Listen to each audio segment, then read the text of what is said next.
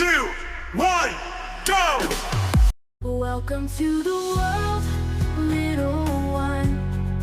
You're the moon, the stars, the rising sun.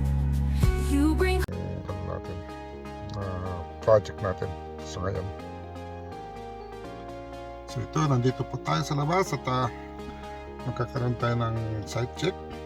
Today is Tuesday, May 5th at 10 o'clock in the morning. So katatapos ko lang kanina yung isang project natin, pangalawa na to. So after this, meron pang isa na pupunta natin. So there we go. Yan ang gagawin natin. Ayan, tumataba yata tayo. Hello, kumusta na po kayo lahat? At dito naman si Kuya Ronald BC Channel at nangungumusta po sa inyo lahat. At ito, magbibideo lang konti para meron tayong may post at ano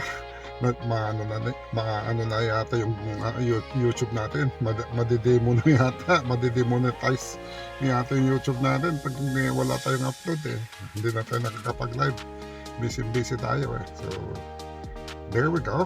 At ito yung project natin, yan yung address nya, 2170. Ito yung bagong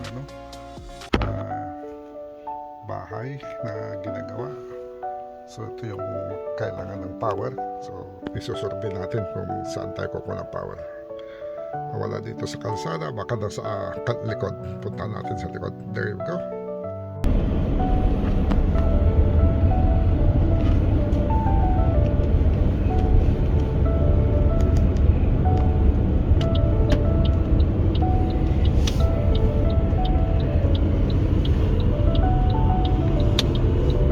Dito ka sa likod, yan yung mga poste. So dito tayo sa likod.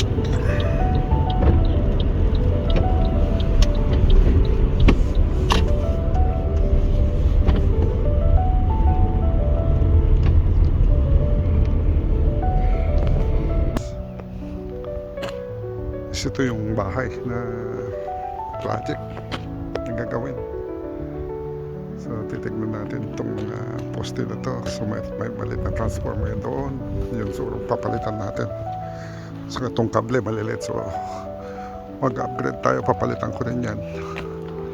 So hanggang doon ang linya, ilang poste lang span ang circuito nito.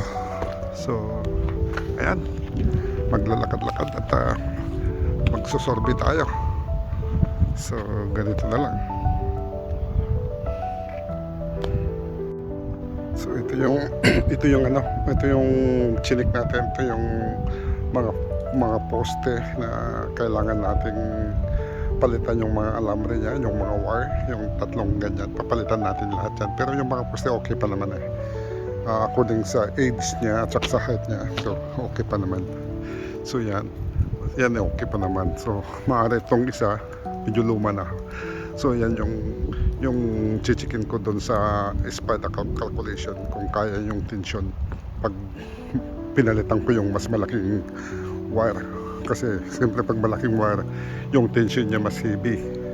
So yan yung mga chichikin natin, ikakalculate natin kung okay yan. So yung transformer malit yan, so obviously palitan talaga natin yan, yung transformer na yan, yung nakikita nyo sa poster, kasi malaki yung bahay 400 amps service yung bahay, single phase. So 25 kV itong transformer. So sa base sa experience ko, papalitan ko yun ng mga 100 kV transformer.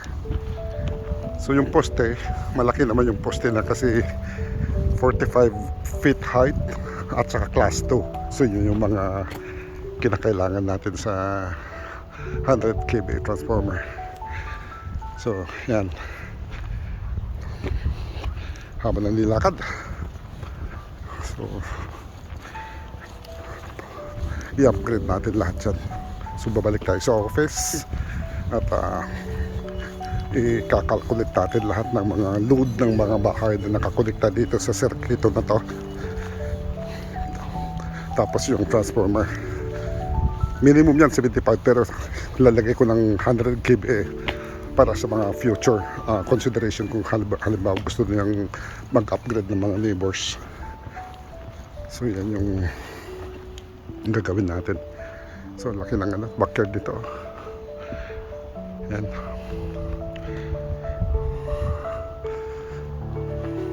So ilang span. So 1 2 3 4 5 span ang papalitan natin ng kable. Yung secondary wire lang papalitan natin. Yung tatlong wire na nakikita nyo sa yung pinakababa telos yan yung communication cable yan. So yung tatlo wire yun yung papalitan natin, pero yung nasa taas nag-iisa yung primary yan, okay lang yan. So hindi natin palitan yan. Okay, shout out po sa inyo lahat. Read every comment from the good to the bad. Y'all trolls can catch me outside. How about that?